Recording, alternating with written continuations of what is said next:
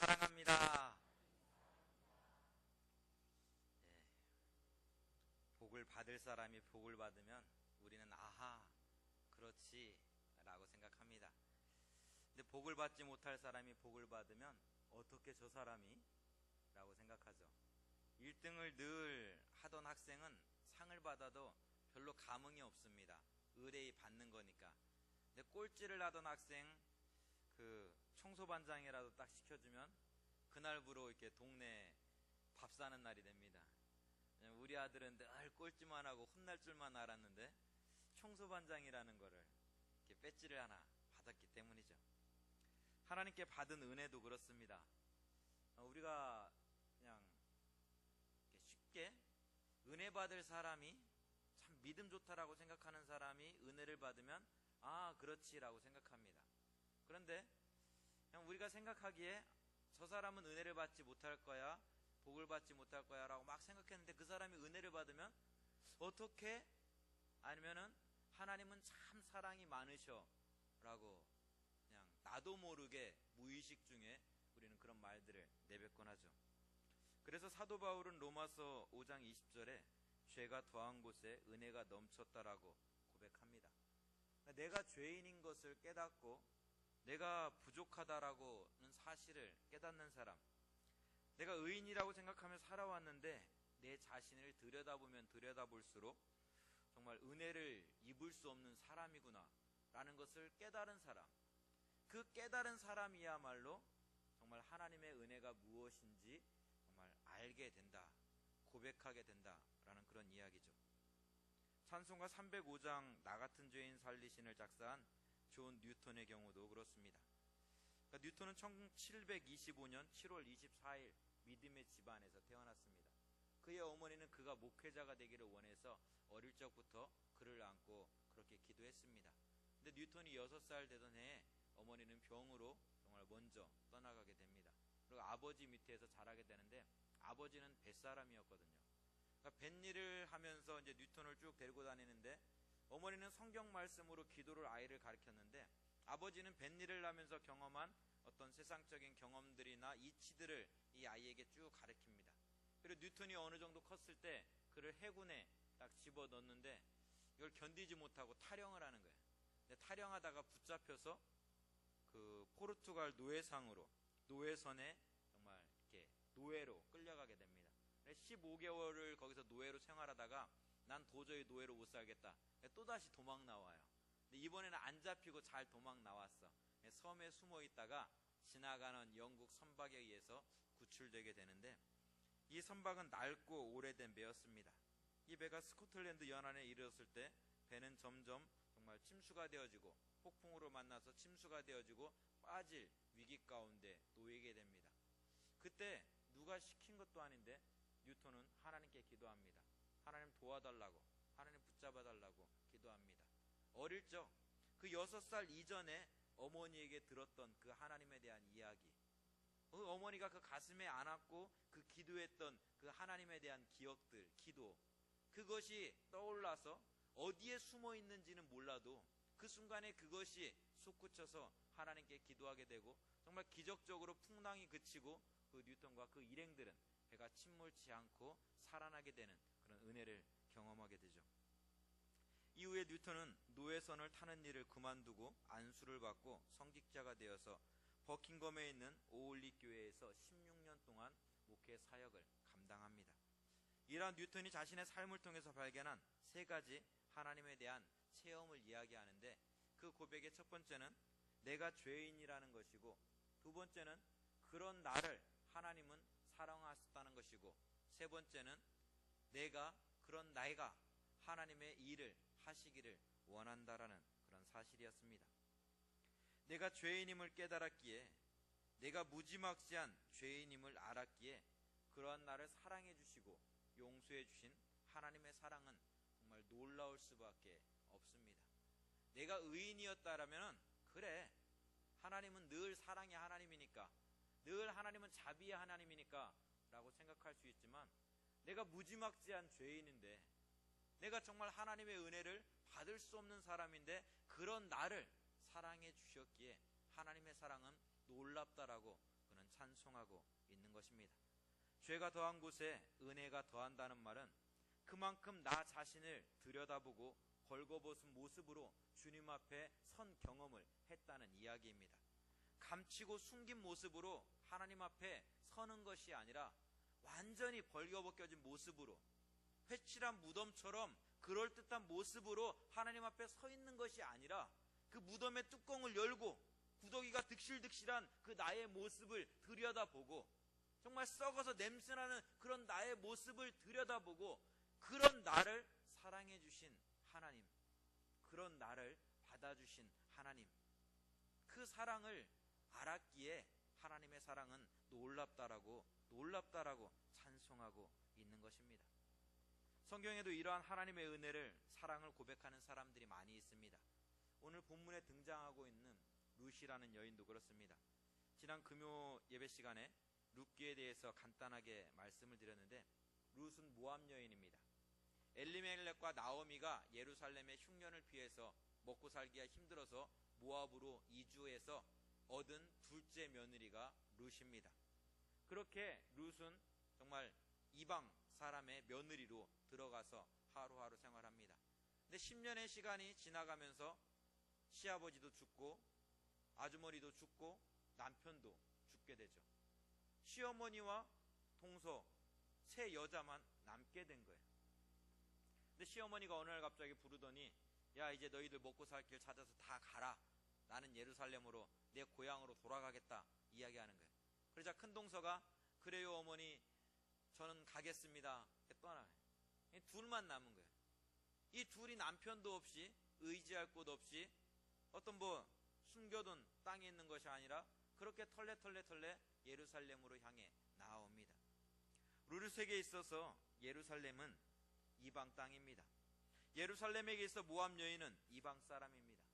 전통적으로 이스라엘 사람들은 자신들이 하나님께 선택받은 백성이라는 사실이 있기 때문에, 이 선민 사상이 있었기 때문에 이방 사람들을 그냥 싫어했어요.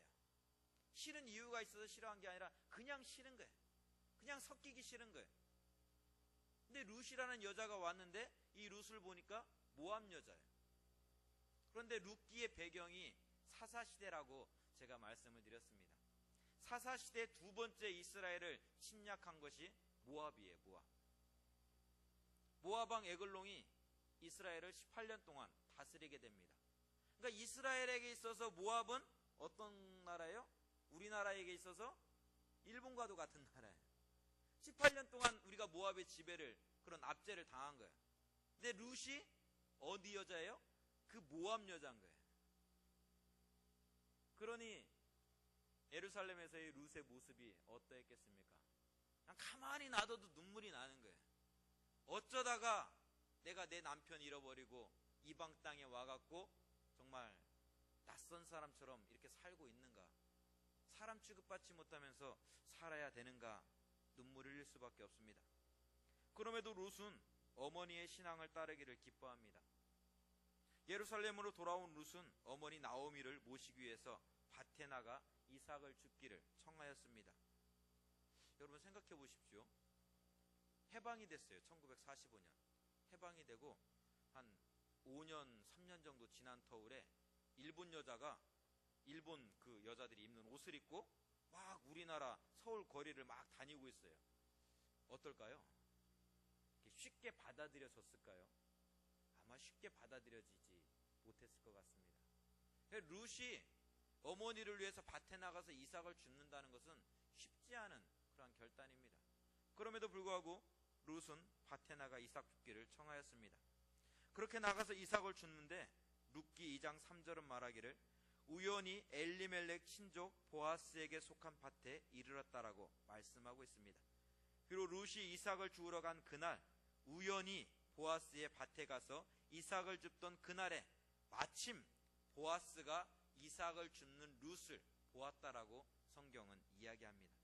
여기서 마침이라는 단어, 우리 목사님이 오전에 이제 헬라어로 또 말씀을 해주셨는데, 히브리어에 해당하는 그 웨힌네라는 단어인데, 이 단어를 직역해보면 그런데 보라. 그러니까 쭉 이야기가 왔어요. 그래 이러저러 했는데, 그런데 얘들 한번 봐라 는 거예요. 뭘 보라는 거예요? 2장 4절에 보아스의 입을 통해서 이야기되어지고 있는 광경을 보라는 거예요.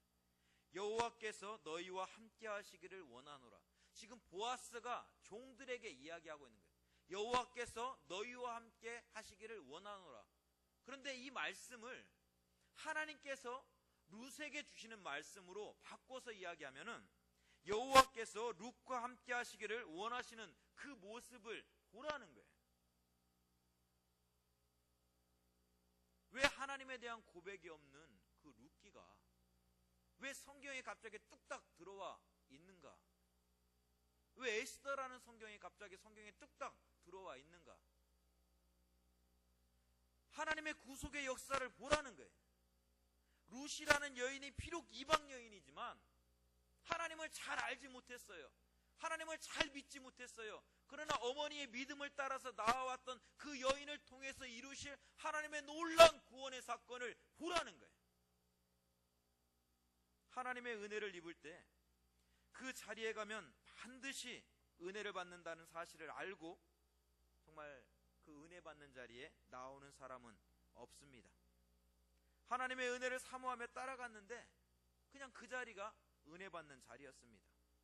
응답받는 자리가 따로 있지 않습니다. 심란해서 정말 괴로워서 고통스러워서 어찌할 바를 모르는데 옆집에 사는 개똥이 엄마가 야 오늘 대한교회 부흥회 한다는데 한번 가보자. 대한교회 목사님 말씀 좋대. 우리 교회라도 한번 가보자. 교회 가면 마음이라도 편안해질까 한번 가보자. 그래서 그 손 붙잡고 털레털레 왔는데 그 자리가 은혜의 자리고 그 자리가 응답의 자리였습니다. 여러분 그렇지 않습니까?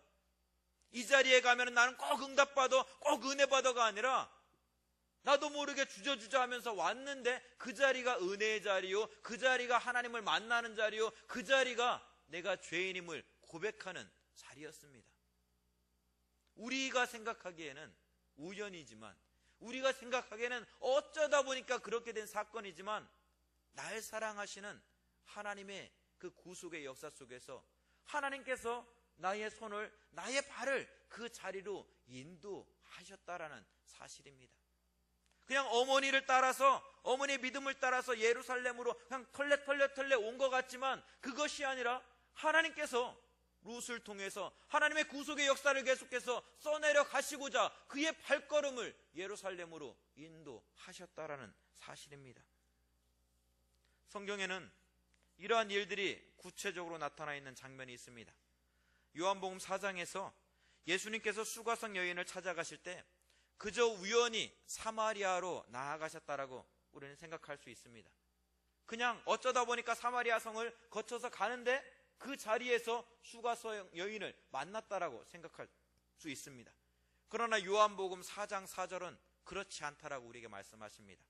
사마리아로 통과하여야 하겠는지라. 이 말 속에는 내가 반드시 사마리아로 가야 되겠는지라. 내가 분명히 사마리아로 가야 될 이유가 있다. 그러니 가자. 그러니까 제자들은 그런 거예요. 아니 예수님 왜 갑자기 사마리아로 가는 거예요? 왜 뜬금없이 사마리아예요? 그런데 예수님은 그러는 거예요. 내가 반드시 거기 가야 될 이유가 있다. 만나야 될 사람이 있다. 그 사람이 누구예요? 수가성 사마리아 여인이에요. 그 사람을 만나서 그 사람을 회복시키시고 그 사람의 인격을 다시금 세우시기 위해서 주님은 사마리아로 그렇게 나아가셨습니다. 우리가 보기에는 그냥 우연이고 어쩌다 보니까라고 이야기할 수 있겠지만 하나님의 놀라운 사랑이, 은혜가 오늘 저와 여러분에게도 임하였기에 여러분은 오늘 이 자리에 나와서 함께 예배드리고 찬송하고 있는 것입니다. 구원받은 백성으로 부활의 소망을 노래하고 있는 것입니다. 그렇게 이삭을 줍기 위해서 밭에 나갔던 룻은 보아스로부터 뜻하지 않은 은혜를 입게 됩니다. 우리 본문 8절 9절의 말씀을 우리 함께 읽어보게. 우리 8절 9절을 같이 읽습니다. 보아스가 룻에게 이르되 내 딸아 들으라. 이삭을 주우러 다른 밭으로 가지 말며 여기서 떠나지 말고 나의 소녀들과 함께 있으라. 그들이 베는 밭을 보고 그들을 따르라. 내가 그 소년들에게 명령하여 너를 건드리지 말라 하였느니라. 목이 마르거든 그릇에 가서 소년들이 길어온 것을 마실지니라 하는지라. 아멘. 이게 웬일입니까? 정말 이게 웬 은혜입니까? 당장 하루 주어서 하루 먹기 힘든 상황인데, 나가라고 해도 아무 할 말 없는 상황인데 마음 놓고 이삭을 주우라 말씀하십니다. 너가 이삭을 줍는 동안에 다른 사람들이 너를 방해하지 못하도록 내가 다 막아놨다. 마음 놓고 이삭을 주우라고 말씀하십니다. 근데 더 놀라운 것은 일꾼들이 가지고 온 그 우물, 마실 물을 마시면서 편안하게 이삭을 주우라고 말씀하십니다. 쫓아내지만 않은 것도 감사한데 그저 뒷전에서 한 톨 한 톨 떨어진 이삭 줍는 것만 해도 감사한데, 아니 이삭 죽게 해달라고 말하기도 부끄러운 이방 여인인데 그런 나에게 참으로 놀라운 호의가 아닐 수 없습니다. 그런데 더 놀라운 것은 15절 16절에 기록되어 있습니다. 나는 주인의 상에서 떨어지는 그냥 부스러기만 먹고 살아도 괜찮다라고 생각했는데, 아니 그것도 아니라 사람들이 죽고 지나간 밭, 아무도 없는 그 밭에서 한 톨 한 톨 죽기만 해도 감사하다고 생각했는데, 보아스가 어떻게 해요? 그 소년들에게 이야기하는 거예요. 룻이 이삭을 주울 수 있게 이삭단에서 이삭을 좀 빼서 뿌려놓으라는 거예요. 룻이 보기에는 이게 웬 은혜야, 웬 떡이야, 여기에도 이삭이 있네, 여기에도 이삭이 있네.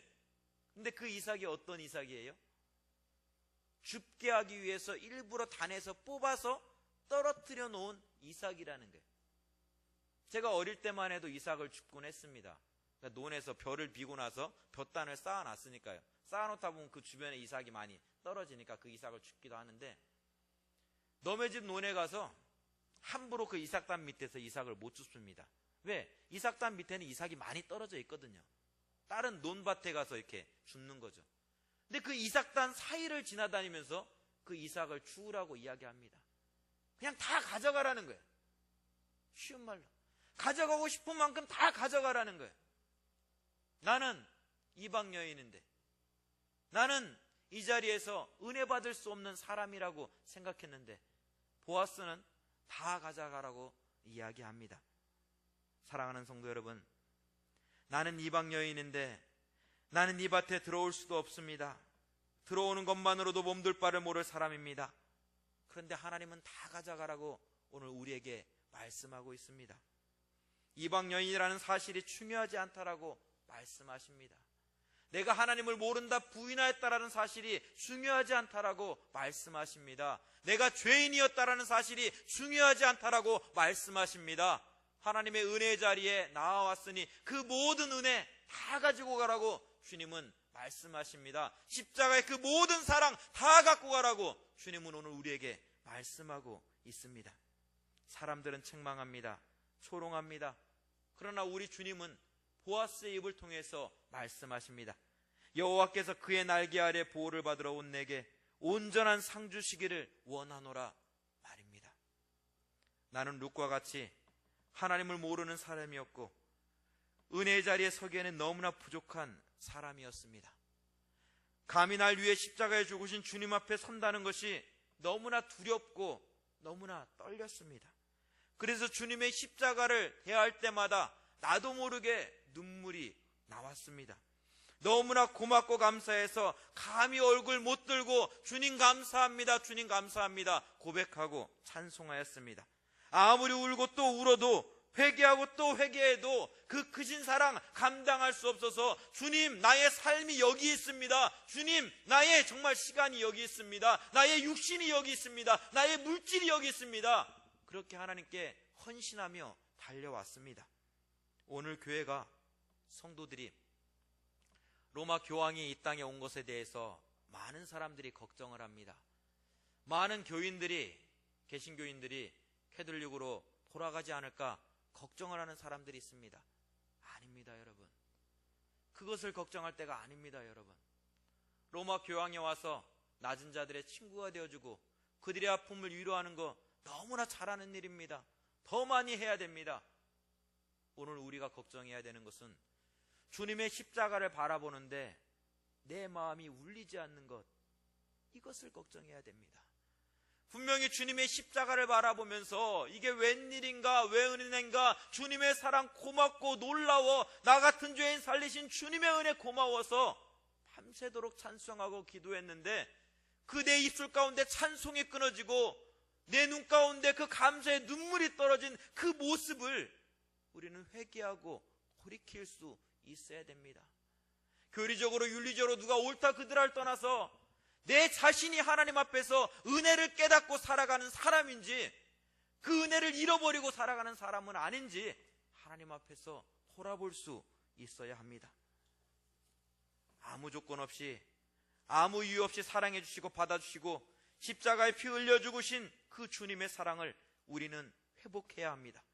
주님의 십자가를 대할 때마다 날 사랑하시고 받아주신 주님의 사랑이 너무나 고맙고 한아워서 정말 눈물을 흘리고 감사했는데 먹고 살기 힘들어서 남편에게 두들겨 맞아도 주님의 십자가만을 바라보면 주님 감사합니다, 한없이 사랑해 주신 주님의 은혜 너무나 감사합니다, 다른 건 내가 다 포기해도 주님 그 십자가만은 내가 포기할 수 없습니다 고백하며 살아왔는데, 한 권사님이 그러시더라고요. 그 집사님이 최 집사님이라고 정말 하나님이 부르시기 얼마 전에 예수님을 믿고 집사직분 받고 정말 천국에 가셨는데 권사님한테 한번 여쭤봤어요. 권사님 지금까지 신앙생활하면서 어떠셨어요? 근데 이런저런 얘기하면서 그래. 그때는 전도사였으니까 전사님 내가 얼마나 힘들었는지 알아? 뭐가요 권사님? 그 최 집사가 그 조 집사입니다. 조 집사, 조용한 집사님인데 그 조 집사가 나 교회 가지 말라고 절구공유로 나 두들겨 팼어. 그렇게 도망 다니면 내가 신앙생활 했어. 그런데요, 그렇게 신앙생활 했던 분이 바로 여기에 다 앉아 계시는 분들입니다. 참 권사님들 집사님들 신앙생활 할 때 그냥 예수 믿을 때 그냥 가서 예수 믿으라고 등 떠밀어서 예수 믿으라고 한 사람들 얼마나 있겠습니까? 두들겨 맞고 때로는 정말 여러 가지 욕도 먹고 혼도 나고 그러면서도 주님의 사랑 내가 버릴 수 없어서 잃어버릴 수 없어서 주님 사랑합니다, 주님 사랑합니다 고백하면서 지금까지 왔더니 안 믿던 남편도 예수 믿고 안 믿던 집안의 제사가 다 없어지고 하나님만을 예배하는 그 모습으로 바뀌지 않았습니까? 내 입술이 할례받지 못했습니까? 내 마음에 아직 미워하는 사람이 있습니까? 그 사람을 용서하기에 앞서 나 같은 죄인 살리신 주님의 사랑으로 내 마음을 채울 수 있기를 원합니다. 날 사랑하시는 하나님의 말씀으로 내 마음을 채울 수 있기를 원합니다. 그 생명의 말씀이, 그 사랑의 말씀이, 주님의 은혜가 내 마음 가운데 가득 찰 때 우리는 사랑하지 말라고 해도 사랑할 수 있습니다. 아픈 사람을 보면, 연약한 사람을 보면 그 사람이 미워지는 것이 아니라 그 사람이 불쌍해지는 거예요. 국률의 마음이 나도 모르게 내 마음 가운데 솟구치는 거예요. 이거는 내 의지가 아닙니다. 내 능력이 아닙니다. 주님이 내 그 사랑이신 주님이 내 마음 가운데 찾아오셨기에, 긍휼이신 하나님께서 내 마음 가운데 찾아오셨기에 그 하나님 때문에 고백되어지고 찬송되어지는 사랑이요 긍휼인 것입니다. 롯이 이렇게 하나님의 은혜 입은 자로 세움받을 수 있었던 가장 큰 이유는 하나님의 한없는 사랑이었습니다. 하지만 여기에 우리가 한 가지 더 중요한 사실이 있다는 것을 알 수 있습니다. 롯은 믿음의 어머니 나오미의 말에 순종하였습니다. 어머니의 하나님이 나의 하나님임을 고백하였습니다. 그 어머니를 온전히 섬기며 따랐습니다. 나의 자존심도 내려놓았습니다. 부끄러움도 내려놓았습니다. 어머니께서 나에게 맺어준 그 어머니를 온전히 따르고 순종했습니다. 이 믿음의 고백이 비록 이방 땅이지만 밭으로 나가 곡식을 죽게 하는 원동력이 되었습니다. 그렇다면 오늘 예배하는 저와 여러분이 믿고 따라야 될 믿음의 지표가 무엇입니까? 하나님의 말씀입니다. 하나님이 나를 얼마나 사랑했는지 기록되어 있는 하나님의 사랑 고백, 성경 말씀입니다. 이 말씀을 사랑하며 나의 것으로 늘 고백하며 살아가는 한 이 세상 그 어떤 것도 저와 여러분을, 주님의 문된 교회를 흔들 수가 없습니다. 왜 그렇습니까? 하나님의 교회는, 저와 여러분은 날 사랑하시는 그 하나님의 사랑 고백, 하나님의 말씀 위에 세워진 교회이기 때문에 그렇습니다. 오늘 또 살아 역사하시는 하나님은 주님의 말씀을 통해서 넘어진 자를 일으키시고 눌린 자를 자유케 하고 마귀의 종되었던 자들을 주님의 자녀로 세워주고 있기 때문에 그렇습니다. 성도 여러분, 이 한 주간 살아가면서 주님의 말씀 가운데 나 같은 죄인을 사랑하셔서 십자가에 죽으신 그 주님을 만날 수 있기를 원합니다. 날 사랑하시는 그 주님을 볼 수 있기를 원합니다. 다시 부활하셔서 부활의 소망을 보여주셨고 오늘 또 나와 함께 하시는 그 주님의 손길을 바라볼 수 있기를 원합니다. 비록 내 자신이 도덕적으로 때로는 윤리적으로 세상적으로 부족해 보이고 연약하다 할지라도 그럼에도 불구하고 그런 나를 사랑하시마 손 내미시는 그 주님의 손길을 하나님의 말씀을 통해서 만나고 보고 들을 수 있기를 원합니다. 그때 우리는 하나님이 오늘 또 나와 함께 하시는구나, 그 크신 하나님의 사랑이 오늘 또 나와 함께하고 있구나 고백하며 찬송하게 될 줄 믿습니다. 여러분 기억하십시오. 하나님은 오늘 또 여러분과 함께 하시기를 기뻐하시는 하나님이십니다. 같이 기도하겠습니다. 임마누엘의 하나님, 영적으로 이방 민족이요